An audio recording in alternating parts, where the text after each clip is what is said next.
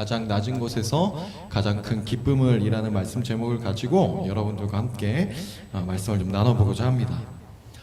여러분들은 크리스마스 이 성탄절을 앞에 두고 어떤 설레임과 기대가 있습니까? 여러분들에게 크리스마스라는 것이 어떤 의미가 있나요? 제가 가끔 금요철야 때도 말씀을 드린 적이 있었는데, 이 여호와의 증인들을 믿는 분들과 가끔 이렇게 대화를 하다 보니까 그들이 이런 말을 하더라고요. 자신들은 크리스마스를 기념하지 않는다는 겁니다. 성경적이지 않다는 거예요. 성경 그 어디에도 12월 25일에 예수가 탄생했다는 기록도 없거니와 12월 25일은 로마 시대 때 이교도들의 그 태양신을 숭배하던 그 태양신의 태어난 날짜를 탄생하는 기원이기 때문에 안 좋은 유래로 생기게 된 그 크리스마스라는 것을 기념하지 않는다는 거죠. 그래서 이런 얘기를 교회 다니시는 분들과 함께 얘기를 하게 되면 놀라더라는 겁니다.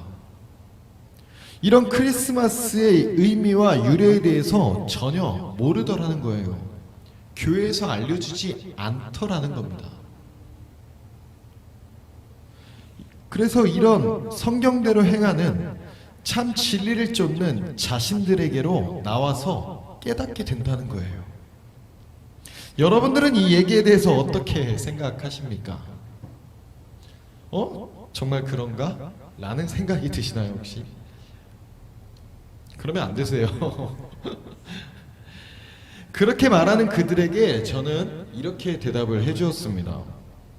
물론 그 말씀하시는 내용이 틀리지 않다. 성경 어디에도 말씀하시는 대로 12월 25일에 예수님이 태어났다는 기록이 없고, 로마 시대 때 그 태양신을 섬기던 날짜를 성탄절로 변경해서 기념하게 된 것에도 이견이 없다. 왜냐하면 그것은 여호와의 증인에서 지어낸 이야기가 아니라 실제로 세계사 역사 가운데 실제 있었던 일이기 때문이다. 그러나 이 시대의 교회들이 정말 그 날짜를 예수님의 탄생 일자로 안다거나 그 유래대로 태양신을 기념을 한다면 분명히 문제가 되겠지만, 교회들이 그렇게 그날을 기념하는 것이 아니다. 예수님께서 이 땅에 오시고 그분으로 인하여 우리가 구원을 받게 됨으로 인하여 영생을 얻게 되었음을 기념하는 것이다. 예수님께서 이 땅에 사람의 모습으로 오신 것을 기억하는 날짜인 것이다. 우리는 그 날짜와 유래를 기념하는 것이 아니라 어느 한 날을 지정해서 그 날을 통해 우리를 위해 이 땅에 오신 예수를 기념하는 것이다. 이렇게 대답을 좀 해줬습니다. 여러분들도 혹시나 12월 25일이 예수님의 생일이라고 기억하시는 분이 계시면 안 돼요. 그러면은 밀려버립니다. 우리는 12월 25일에 예수님이 태어나셨기 때문에 그날을 해피 버스데이 지저스로 기억하는 것이 아니에요. 기념일로 지정했을 뿐이죠. 가끔 SNS를 보다 보면 교회 다니시는 분들 중에서도 이 크리스마스를 굉장히 안 좋게 보시는 분들이 종종 있는 것을 보게 됩니다. 물론 지금의 이 시대에 크리스마스의 의미가 많이 변질되고 퇴색된 것에는 이견은 없어요. 분명히 그런 모습들이 있습니다. 그렇다고 해서 우리들 또한 이 크리스마스 자체를 안 좋게 보고 기념하지 말아야 되냐는 거죠. 그것은 아니라는 거예요. 잘못된 것이 있다면 잘못된 것을 바로 고쳐야지, 본질적인 것 그 전체를 바꿔버리면 안 된다는 것입니다. 크리스마스라는 것을 통해서 예수님을 한 번 더 기억하자는 거죠. 영원히 죽을 수밖에 없는 우리를 위하여 이 땅에 내려오시고 육신의 몸을 가지고 오신 예수님의 탄생을 기억하자는 거예요. 사람들이 생일을 왜 기념합니까? 태어난 거 모르는 거 아니잖아요. 존재에 대해서 모르는 게 아니지 않습니까? 그럼에도 한 번 더 그 사람이 태어난 날을 기념하고, 아, 너가 이 땅에 태어났지, 너가 존재하고 있지, 이 시대에, 이 시간 가운데에 함께 살아가고 있음을 기념하자는 것입니다. 물론 12월 25일이 아까 말씀드린 대로 정확하게 예수님이 태어난 날짜는 아니에요. 그러나 우리가 이 예수님의 태어난 날짜를 모르기 때문에 우리는 예수님이 태어난 날을 기념하지 말아야 된다? 이것은 아니라는 거죠. 5월 5일이 무슨 날이죠? 어린이날입니다. 그날에 어린이들이 뭔가를 해서 어린이들을 위한 어떤 일들이 있었다고 해서 그 날을 어린이날로 지정한 게 아니에요. 다만 그 날을 지정을 해놓고 그 날을 통해서 한 번 더 어린이들에 대해서 생각하고 이 어린이들의 존재의 귀중함을 우리가 다시 한번 상기하자라면서 되새기자는 그 의미로 인해서 5월 5일이라는 날짜를 어린이날로 지정했다는 것입니다. 마찬가지로 12월 25일 또한 실제로 예수님이 그날에 태어나서 12월 25일이 성탄절, 예수님이 태어난 날이 아니라 예수님이 이 땅에 내려오셨음을 이 날을 통해서 다시 한번 우리가 기억하고 기념하고자 함이라는 것입니다. 크리스마스, 성탄절이라는 이 예수님의 탄생을 기념하는 날을 통해서 우리를 위해서 가장 높으신 곳에서 가장 낮은 곳으로 이 땅에 내려오신 예수님을 우리가 다시 한번 기억함으로 인해 그 은혜의 감사와 기쁨이 충만히 넘칠 수 있는 우리 모두가 될 수 있기를 주님의 이름으로 축복합니다. 그래서 저는 서로 선물을 나눠주고 장식을 꾸미고 이런 트리를 하고 이런 것들에 대해서 굉장히 안 좋게 얘기하시는 분들이 있기는 합니다만, 개인적으로는 그것에 대해서 그렇게 나쁘게 볼 것만은 아니라는 생각을 해요. 물론 우리가 트리를 꾸미는 것에 의미를 두고 어떤 빛을 비추는 것에 의미를 두고 선물을 주는 것에 의미를 둔다면 문제겠지만, 그 날이 왜 따뜻한 날이겠냐고요. 예수님께서 이 땅에 내려오심으로 인하여 우리 안에 영원히 죽을 수밖에 없는 그 차가운 이 세상의 삶 가운데 따뜻한 빛으로 오신 예수님으로 인하여 그 따뜻함을 나눠주는 시간이 될 수 있다는 것입니다. 그래서 저는 이 크리스마스가 주는 어떤 그 따뜻함의 분위기가 그리 나쁘지는 않은 것 같아요. 작년 11월에 사우디의 빈 살만 왕세자가 한국을 방문한 적이 있었습니다. 그래서 당시에 이 왕세자는 한국에서 20시간 정도를 체류를 했는데요.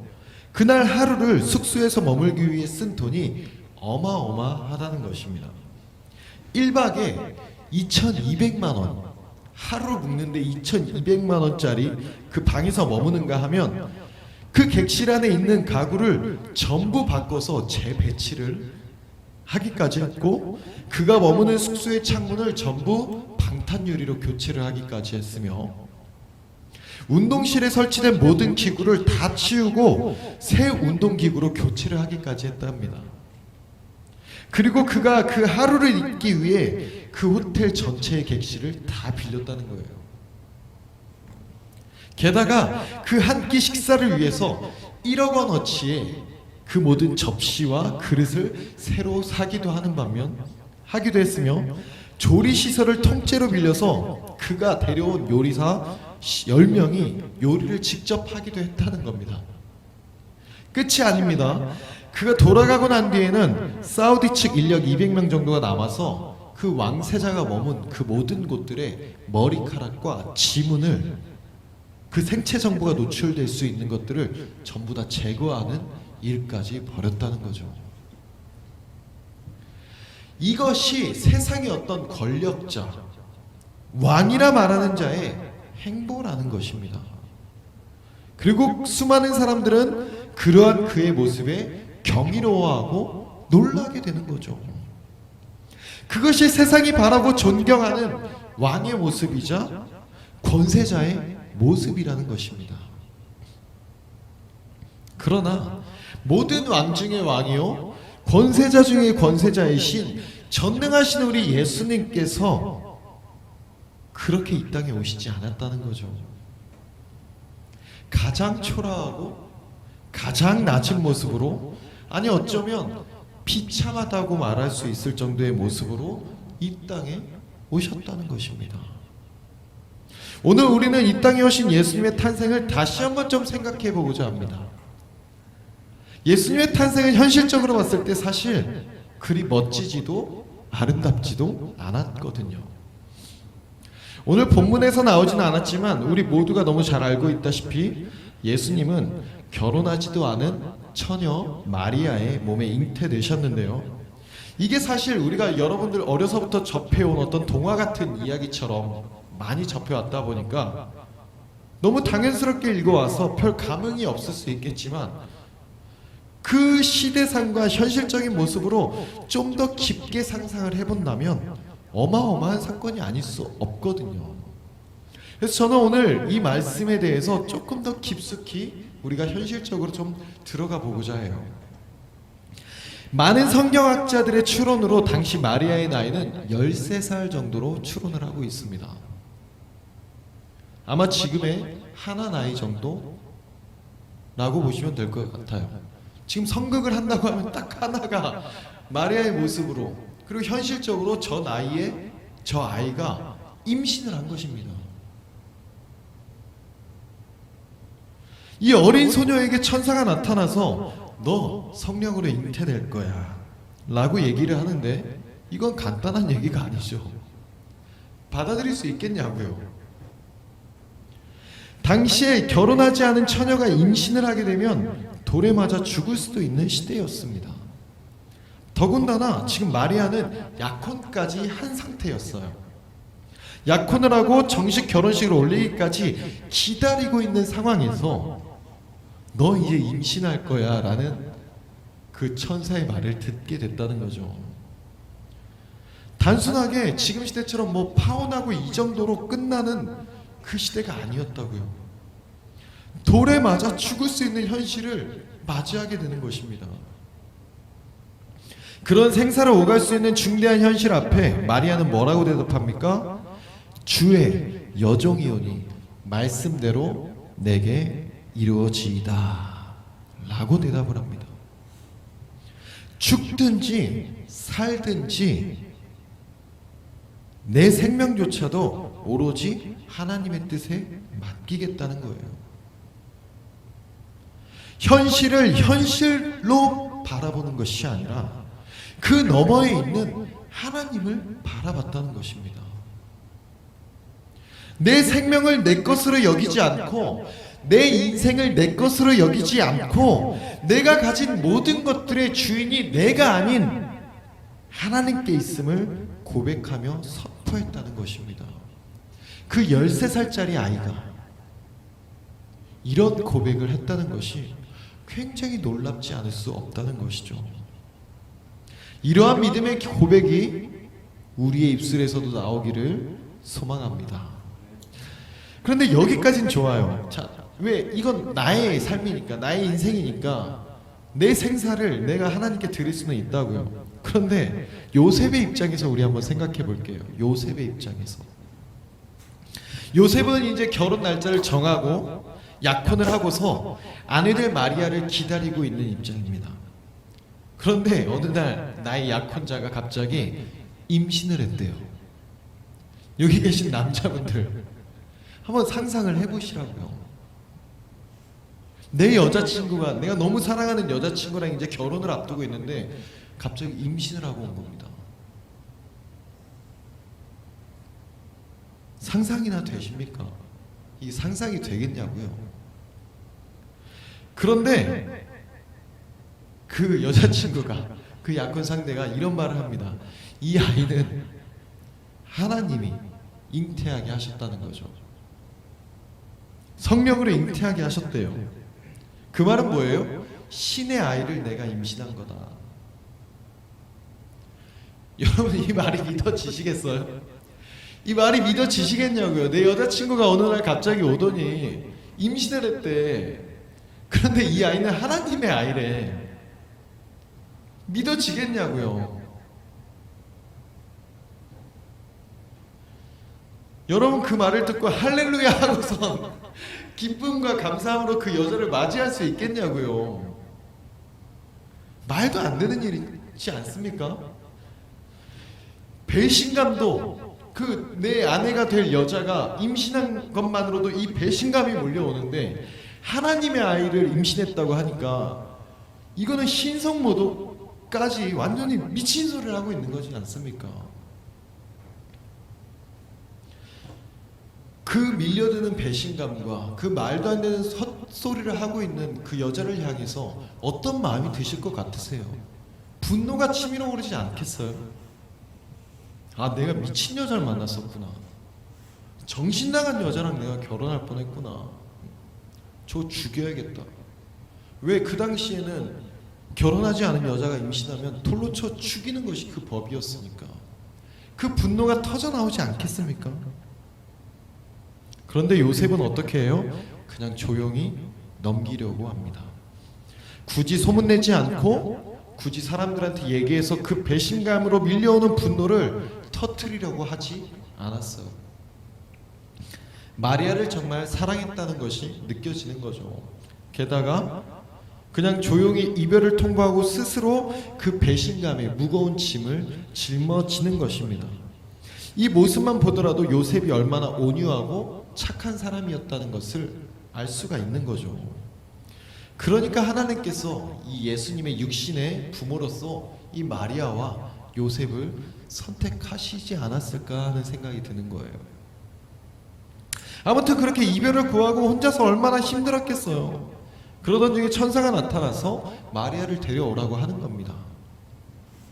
이 말도 안 되는 일에 요셉은 순종함으로 마리아를 아내로 데리고 오게 되는 거죠.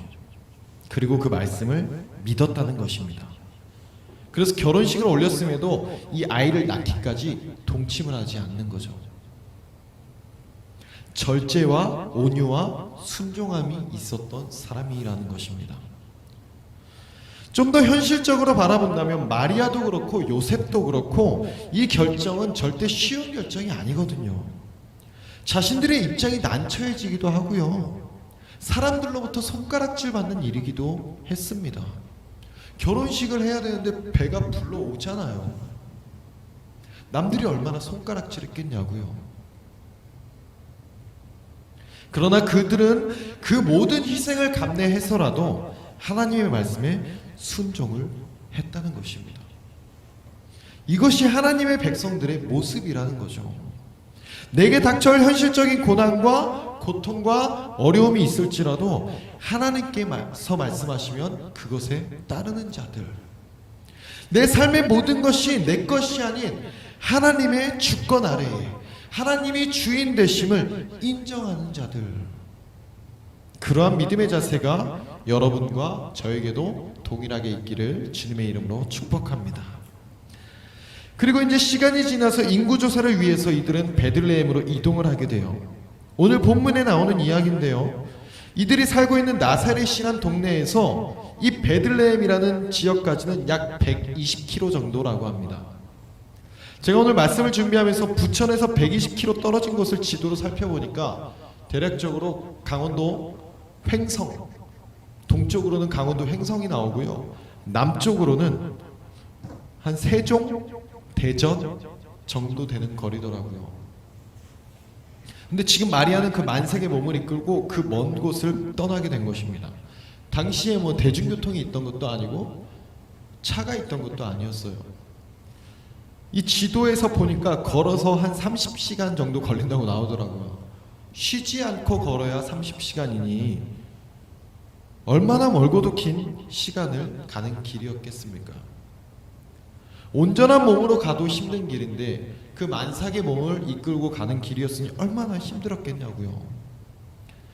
그렇게 겨우겨우 몸을 이끌고 가는데 마리아가 해산을 하게 됩니다. 그런데 여관에 방도 없어요. 그래서 어떻게 해요? 어디에서 이 아이를 낳게 됩니까? 우리가 너무 잘 알고 있는 말구유에서 예수님이 태어나게 됩니다. 말구유라고 하니까 왠지 뭔가 좀 있어 보이고 그런데 현실적으로 얘기하면 말밥통입니다. 뭐 얼마나 깨끗하겠어요. 뭐 얼마나 감성적이겠습니까? 우리가 가끔 시골이나 또는 동물원 같은 데에 가면 동물들이 먹는 그 밥통 있잖아요. 거기서 태어났다는 겁니다. 그리고 강보에 쌓여 있다고 나와 있는데 이 강보도 뭔가 단어가 우리에게 익숙하지 않고 동화에서 보여지는 그런 모습들이 있다 보니까 뭔가 좀 감성적으로 보이고 그럴 수 있겠지만 사실 원어적으로 보면 이 강보라는 것은 그냥 찢어낸 천이라는 뜻입니다. 옷가지 같은 것들을 그냥 찢어서 감싼 거라고요. 아이를 출산했을 때 예쁘고 깨끗한 그런 어떤 감싸개 같은 것들로 아이를 감싼 것이 아니라 말 구유에서 태어났으니 뭐가 있었겠습니까 거기에. 그냥 급한 대로 입고 있던 옷 혹은 짐 싸려고 가지고 있던 어떤 보자기 같은 것들을 그냥 급한 대로 찢어서 그 아이를 감쌌다는 거예요. 그리고 그 아이의 탄생을 축하해 주기 위해 온 이들이 있었는데 딱 두 무리였습니다.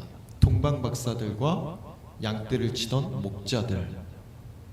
그런데 이것도 조금 현실적으로 심하게 얘기한다면 그냥 이방인들과 하층민들이었습니다. 우리 보통 유명한 사람들 혹은 각국의 정상들이 온다고 하면 어떤 모습들이 나타나요? 뭐 대통령이 우리나라에 온다 하면 막 대통령이 나가서 환대하고 각 계층들의 높은 사람들이 다 나와서 마중을 나오고 온갖 화려하고 멋진 레드카펫이 깔리면서 그렇게 환대하지 않습니까? 그런데 예수님이 이 땅에 오셨을 때는 그런 모습들이 전혀 없는 거죠. 정말 환영하면서 맞이해야 될 그들은 온데간데 없이 그렇게 메시아를 기다리고 그리스도를 찾던 유대민족들은 아무도 없고 성경을 많이 알고 있던 성경학자들, 하나님을 믿는다던 제사장들은 아무도 없었습니다. 가장 외면받고 가장 무시받던 이들로부터만 환영을 받았다는 거예요. 왜 그랬을까요? 사실 유대민족들에게, 성경학자들에게, 제사장들에게 그리스도는 그렇게 필요한 존재가 아니었다는 것입니다. 메시아가 별로 필요하지 않았다는 거예요. 현실적으로 만족하고 잘 살고 있었다는 겁니다. 오히려 메시아가 나타나면, 그리스도가 나타나면 그들이 가지고 있던 그 기득권이, 그들이 가지고 있던 그 권력이 없어지게 되는 겁니다. 하나님이 필요하다면서, 하나님을 원한다고 하면서 내 삶의 어떤 귀중한 것들을 놓지 못하고 있는 이 시대의 그리스도인들의 모습이라는 거죠. 하나님께 내 모든 것을 드리겠다고, 내 삶을 바치겠다고 말은 하지만 하나님께서 말씀하시는 내용들에 대해서 순종은 할 수 없는 이 시대의 수많은 교인들의 모습이지 않습니까? 그저 나의 삶에 유익이 되게 하기 위한 어떤 도구 정도로만 필요한 것이지 내 모든 삶의 중요한 것들을 포기하게 만드는 진정한 주인으로 오시는 그 주인은 모시기가 어렵다는 겁니다.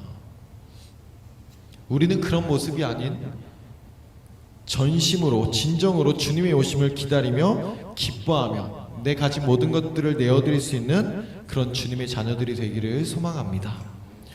예수님의 탄생의 모습을 봤을 때 하나도 멋지지도 않고 하나도 아름답지도 않은 모습들로만 가득합니다. 우리 주님께서는 왜 그런 모습으로 이 땅에 내려오셨을까요? 우리 주님께서는 세상과 반대되는 모습으로, 그리고 가장 필요한 자들에게 오셨음을 믿으시기 바랍니다. 무엇이 가장 귀한 것이고 무엇이 가장 가치 있는 것인지를 직접 나타내 보이셨다는 거예요. 세상의 눈에 보이는 것들이 아닌 정말 귀하고 정말 가치 있는 것이 무엇인지 직접 알려주시기 위해 그런 모습으로 오셨다는 것입니다. 우리 마지막 10절을 한번 같이 읽어볼 텐데요. 마지막 10절을 한번 같이 읽어보겠습니다. 시작. 천사가 이르되 무서워하지 말라. 보라, 내가 온 백성에게 미칠 큰 기쁨의 소식을, 좋은 소식을 너희에게 전하노라. 사랑하는 여러분, 예수님께서 이 땅에 오신 이유가 있다는 것입니다. 그게 뭐라고요? 온 백성에게 미칠 큰 기쁨의 좋은 소식을 나타내기 위해서. 그 기쁨의 소식은 이 땅의 것이 아닌 더욱 가치 있고 귀한 것에 있음을 믿으십시오. 예수님은 이 세상의 화려함과 세상의 어떤 좋은 것, 세상의 어떤 아름다운 것을 보이시며 오시지 않았다는 거예요. 그것에 밀어들 필요가 없다는 것입니다. 가장 높은 곳에 계신 우리 주님께서도 세상에서 가장 비천한 모습으로 그렇게 계셨는데, 우리가 뭐라고 세상의 그 좋은 것들을 쫓으며, 우리가 뭐라고 세상의 그것들을 가장 귀한 것으로 여기겠냐는 것이에요. 세상은 점점 크리스마스를 화려하게 만들고 아름답게 만들며 많은 이들로 하여금 본질을 흐려내도록 인간들의 축제의 현장으로 만들고 있습니다. 세상이 원하는 모습이라고요, 그것이. 세상이 원하는 가장 아름답고 빛나고 좋은 것, 자꾸만 세상의 것으로 눈을 돌리게 한다는 것입니다. 그런데 우리 주님께서는 가장 높은 곳에서 가장 낮은 곳으로, 가장 어렵고 가장 힘들게, 가장 비천하고 가장 볼품없게 그렇게 이 땅에 오셨다는 것입니다. 왜요? 세상의 것에 중요하게 여기지 않으셨기 때문에. 오히려 그 모습이 우리에게 절망과 창피가 아닌 자랑과 기쁨, 감사가 되는 줄로 믿으시기를 바랍니다. 세상의 눈속임에 속지 마십시오. 우리는 세상에서 보여지는 것, 그 너머에 있는 것들을 볼 수 있는 자들입니다. 세상에서 말하는 그 화려함이 필요했다면, 세상이 보여주는 그 화려함이 중요했다면 예수님께서 그런 모습으로 이 땅에 내려오시지 않았을 거라고요.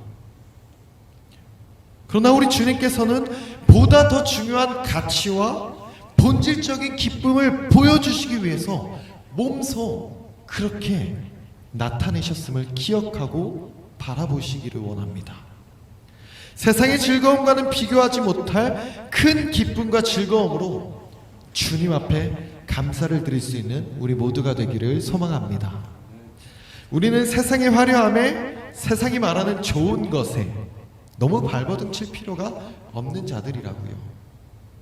그 무엇과도 비교할 수 없는 화려한 영광으로 다시 오실 그 주님을 바라보시면서, 그것을 바라볼 수 있게 하시기 위해 이 땅에 오신 예수님으로 인하여 기뻐할 수 있는 귀한 성탄이, 즐거운 크리스마스를 보낼 수 있는 그러한 시간이 될 수 있기를 주님의 이름으로 축복합니다.